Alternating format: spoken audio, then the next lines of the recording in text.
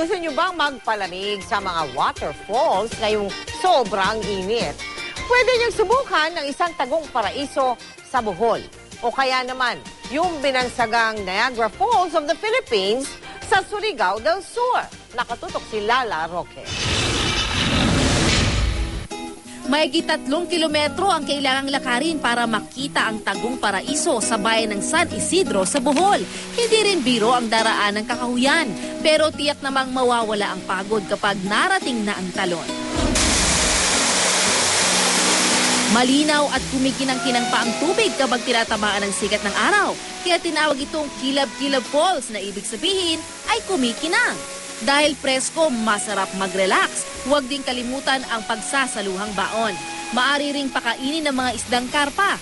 Dahil sa ganda ng talon, pinopromote na ito ng lokal na pamahalaan na isa sa mga tourist attraction sa Bohol. Sa Surigao del Sur, ipinagmamalaki naman ang Tinoyan Waterfall sa Bislig City. 95 feet ang lawak ng talon, 180 feet naman ang taas ng lumalagaslas na tubig. Tinaguran itong Niagara Falls of the Philippines dahil hawig daw nito ang pamosong talon ng Canada.